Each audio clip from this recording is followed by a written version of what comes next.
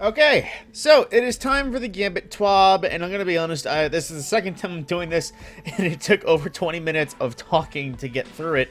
So I'm gonna do my best to keep this short. It might still be 20 minutes, but who knows. So they start out by mentioning that with the end of the season of the Lost, the exotic ship that was going to be rewarded to us for finishing the season, it's not gonna be given out, but they'll give it to us at a later date. We'll have to wait for that. But getting into the changes for Gambit, there's a lot of stuff that they divided into a central couple of areas. The core activity itself, ammo economy, primeval changes, invasion changes, and rewards, and how they're going to work come season of the Risen and Witch Queen. Now, basically to start off, they tell us we got freelance Gambit, so solo queues only, so that can hopefully help. Now, they do say they're going to work on a change that will replace the need for freelance mode in the future, but at the same time, it's there for whoever wants it.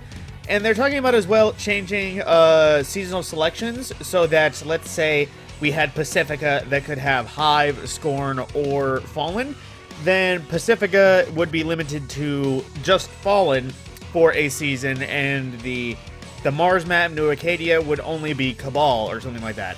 They're shortening the amount of stuff that can actually happen with, let's see, they say playing with a single variation of a race map for a year led to some interesting observation. It's fun to understand what spawns where. And this won't be an entire year sort of thing. It will be mainly for a season. We'll have to see how it goes. Of course, they can still change it. They added more respawn points for both invasions and just natural spawns, so people can get back in the fight better, as well as generally invaders not being forced to spawn in the same place over and over again and shitty spawns. As well, whenever a player dies now, they will drop half the motes they were carrying when defeated, making it so that the invader can either pick up 15 motes on a single invasion, or if your friend that dies with 15 to a stupid thing, you'll at least get 7 or 8 back, depending on however they want to split 15 being an odd number. But of course, the players as well can be revived by people 2 seconds earlier, with the auto respawn being delayed by 2 seconds. So it's a little bit easier to revive people revive people. Now, there is a small as well. They are adding a match game sort of like thing. It's not as tough as match game in Nightfall, but there will be shield resistance to non-matching to promote build crafting and teamwork. For whatever reason they did that. Now, they added as well a rule of Gambit, let me just start that over. They added a Rules of Gambit node to the launch screen for all the new lights that don't know exactly what Gambit is, and there's more tool tips and Gambit-specific tips for the load screens. Now, they updated blockers next. They increased the health of the 10-mote Phalanx blocker. They gave the Knight at 15 motes a stasis attack, because for some reason they didn't think it was worth changing attack stat or health stat, but they gave it more stat or attacks. Now, Mote Drain, and I think I'm pronouncing this correctly when I say it, Mote Drain for multiple blockers continues, even the opposing team has Primeval, which I believe that means when you have Mote Drain active for more than one blocker active on the field, it makes it so that even with Primeval, you're draining motes to your bank, hopefully to do that so you can catch up to the enemies, even if they have Primeval, so you can catch up and maybe have a fighting chance. Now, they also changed it so that Mote Drain is paused if a player is near the bank and engaging blockers. That's honestly a good thing, just because they literally say right here, if you only have primary ammo and have 3 knights to deal with, it's going to be a while before you can kill all of them. So engaging said blockers will prevent them from draining everything and taking away all your progress. Now, they also updated ammo economy in that when completing a front, aka a zone/area, a chest will spawn a small amount of special and heavy ammo spawns in the middle of the front and can be looted once by each player. It takes 20 seconds after it is first grabbed to despawn, so people can't waste time with it. Killing a high value target as well spawns 1 normal heavy brick for each player. And during the primeval phase, ammo chests spawn in one of the fronts every 60 seconds. This replaces the regular front ammo chests, which would spawn around the bank, so now you actually have to go out and go find it, as opposed to just waiting for it to show up near the primeval. And limited special and heavy ammo bricks to only spawn from enemies if you have finder mods equipped. Other exotic perks like Aeon Cults will still work. Honestly, that last bit, it annoys me just because of the fact that they're not just making it simpler and like removing heavy ammo or something like that. They're making heavy ammo more abundant for everyone. So now every single person that invades will probably be somebody that has a machine gun or a rocket launcher, or, something else that's annoying to defend against invasions. Now, they updated the Primeval fight a little bit more back to like before. Now, Primeval health and Slayer stack bonus has been retuned so that burning the boss after 3 rounds will be just as easy, but burning him at 1 or 2 stacks should not be as easy. Now, the envoys will spawn with friends out in the fronts instead of around the bank area near the Primeval, and they have reduced health and are no longer affected by Slayer stacks with varied elemental shields, just like Prime before. Now, killing the envoys to get Slayer stacks will require movement, dealing with the envoys' protectors, and dealing with their elemental shields. Envoys will put an invulnerability shield on the Primeval, like Gambit Prime, so you need to kill them and remove it to do damage to the Primeval, forcing your team to actually go out and invade in various fronts and places. Now, the envoys respawn at 30% of the Primeval damage done. It's hard to say whether or not that's incorporating invasion heals and that, but that's what they say. Basically, envoys will stop spawning after the 5th spawn if somehow the criteria is meant to spawn a Primeval envoy 5 times.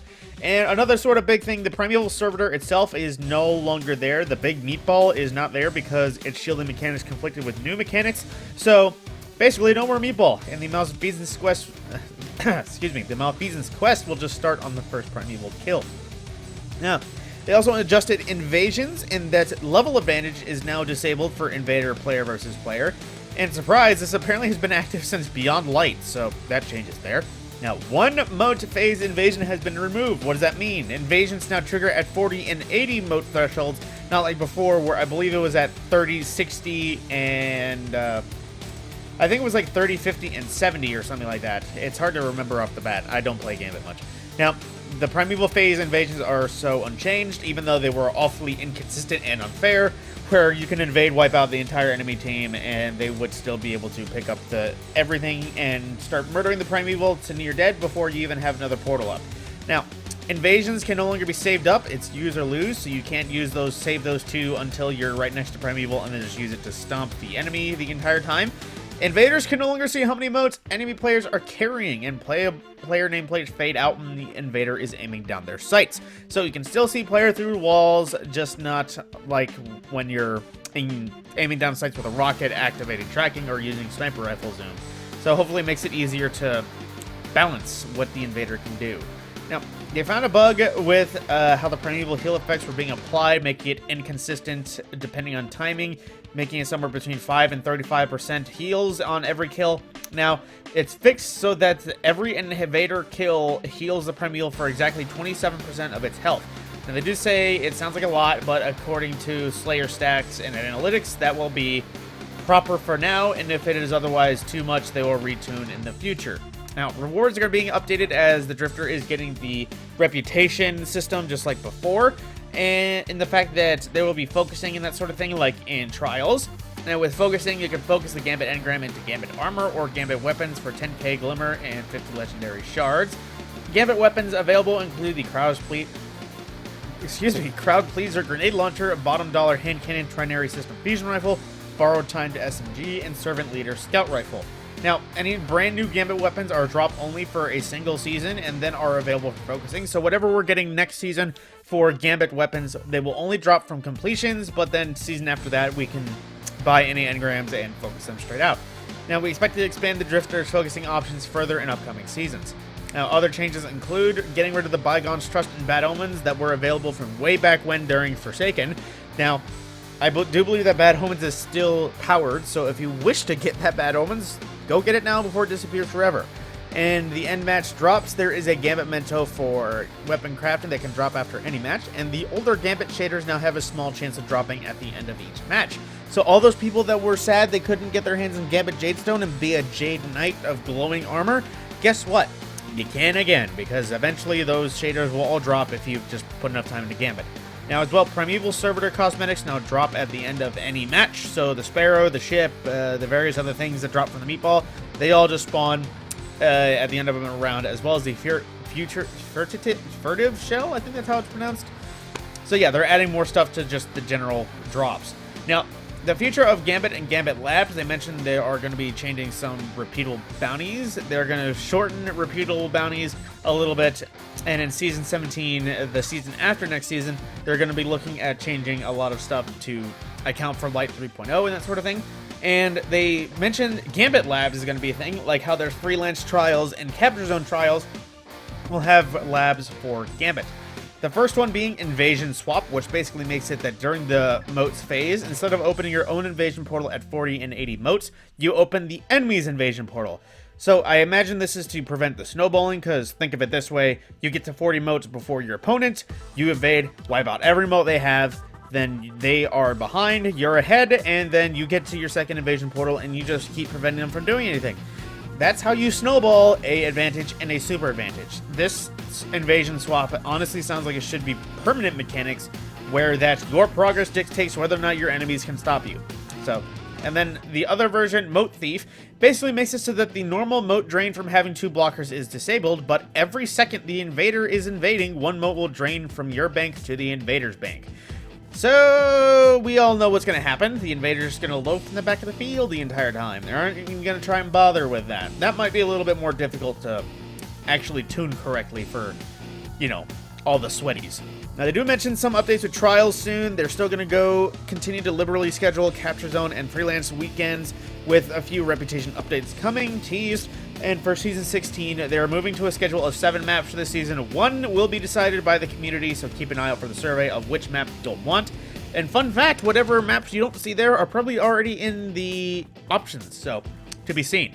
There will be also some Adept reward changes coming for the season after next. Preview those later in this next season. Now, let's see. Trying to keep it brief. Right, ritual weapons. Or ritual rewards, excuse me. They're updating ritual rewards, so there will be a set of armor for every single playlist activity that will all be garnered by wherever you got. Garnered specifically in the way that of the paints and decals. They'll all look the same for every option. They'll just change color based on where you get it from. And now as well, they did change it so that the playlist will start dropping weapons specifically to that activity. Weapons, mods, and armor will all be dependent upon where you play it. It will no longer just be world loot pools as well. Now, engram focusing is currently only available for Saint 14 and Drifter, like they say, but world engrams will continue to be granted at major ranks on virtual vendors just for variety. Now, that is all that. They do mention that Eternity and Vostok are returning to the Crucible on February 22nd, so people can stop complaining about how Crucible is never paid attention to. You got 2 of the worst maps back. There you go. It's a little sad that they're not reworking them, but we got something back. No expected changes for Eververse either, but they do mention as well, this is the last week of free Bright Dust, so like I'm trying to tell people in the Eververse videos I've been making, that's there. Grab it while you can. And they do give us a preview of the Void Elemental armor set that we'll be getting, which honestly, Hunter looks awesome in comparison to the other 2, just because of the angry void eyes that the Hunter's mask get. The others look great, but Hunter's just look mean with that little eye stare. Now, changes to the Season Pass are updating so that individual armor pieces will be reintroduced at ranks 57 through 87. Legendary engrams have been replaced with Umbral engrams in the Season Pass, all being 1 for each piece of armor, and Tier 2 Umbral engrams. The Season Pass emblem has been removed and changed with a sparrow. And the Scrounger bonuses, I can basically sum up the things that will let you get more seasonal gear from various activities have all been compressed to the point where there's only 2 Scrounger bonuses for weapons and armor, 1 to make them drop and 1 to make them show up in all activities and that sort of thing. For weapons, specifically, weapons will drop from all activities, and then the next one is a boosted chance, the same thing with armor. Now, that being said, moving into the other things, they say aside from the emblem, nothing else was removed from passes, only added, and they adjusted the rewards as Glimmer and Legendary Shards consolidation to make room for more armor, as well as a small amount of upgrade modules being added, and the order of some rewards are acquired have been tuned to accommodate the above changes. They nerfed Thrallway! That's all you need to know. Stop using Thrallway to farm stuff. You won't get stuff from it anymore because apparently it was an issue available. So, as weapon crafting gets unlocked, they don't want people just to immediately head for the Thrallway and use it to farm all the weapons they want. Now, boss stomping, the little melee when you get too close to a tall boss enemy, they adjusted it, so hopefully people stop getting thrown into objects and killed, but to be seen. And they added a new collection of SteelSeries Destiny gear in the form of headphones, a mouse, and a mouse pad. honestly has some nice looking RGB on it, and you can say it's not RGB, whatever you want to say. I don't care. Now, this is available from the Bungie Store or SteelSeries page. I did look at the prices beforehand. Each of these, each of the 3 items cost somewhere between $60 and $70. The whole collection being just over $200 at $205 American, I should say. So it's the usual quantity discount. The whole bundle will save you more money than if you bought everything individual. So keep that in mind. Now, the TWIP subscription bounty, they cover this further in the TWAB as well. But this is going to be the one for next season. You're running out of time that if you want the current one, you have until Destiny goes offline Monday night when they actually do their maintenance to get the current Twitch sub bounty. So keep an eye out for that. Now, some changes, like I just said, the release schedule, Monday night, the day before, Destiny 2 will be offline, and that same night, the preload for the next update will be available. Then at 9 a.m. on the 22nd, Destiny 2 will be brought back online, the update will be playable, and then at 10 a.m. the maintenance is scheduled to complete. Now, they say scheduled, so there is leeway just in case they don't. Now, there's some issues with the PlayStation version. If you have PlayStation 4 still, make sure to pay attention to all that. I'm not even going to bother saying anything. Now, the Exorcism, I did cover the completion of the season and basically say there are some issues that you can do to solve lack of progression, but they are doing their best to adjust for the bugs. Basically, progression can be blocked if you move too quickly on the bridge encounter, so double back in case you're blocked. Do not skip the final cutscene because everyone who skips it will skip it for everyone else in the activity. And the join this activity in progress is disabled, so hopefully that can help people get this done and progress through the final moments of this season. The Wayfinder's Compass as well, its stock is being rotated in and out, so they made sure that these days they will all rotate based on the various weeklies, so hopefully everyone can pick up the last things they need from the Wayfinder's Compass store, the little mods you get for Elemental Wells. And they cover, again, Last Chance Bungie rewards. If you want any of the Bungie rewards, this stuff is all going away. And like I said before, the Twitch sub bounty, it's going away the start of the next season, or the next year. And, of course, they reiterate, vaulting is happening, so if you want to know everything that's going away, be sure to check this stuff right here that they link to for all the stuff that's going away come Witch Queen. And for some known issues, the Hunter Tempest Strike melee shockwaves can't pass through doorways, and the Hunter Virtuous Cloak appears rigid when worn. So, that is everything they wish to tell us about something, and I will cover this awesome looking art of Savathun, and as well as this nice little rug of old Destiny emblems, and of course a realistic printed stag, a part 3D printed, part clay sculpting, which honestly looks freaking amazing. I would recommend everyone check out this guy and see if you can send some money his way to buy your own, because this looks amazing. That being said, that is everything that Bungie wished to give us a peek into Gambit, how it's changing. A lot of good, not a lot of, or hang on, some bad, some good. Honestly, it's still Gambit, so in my opinions, it just deserves the burn. That's what happens when Gambit's not great for 3 years. Yeah, fun fact, Gambit's been around for almost 3 years at this point. Ooh. That being said, that is the TWAB for Gambit. Next week is Witch Queen's official launch. I'll probably be streaming and making videos the best I can, but aside from that, my name is Matt Scorpion. This has been the TWAB, and I will see you in the next video.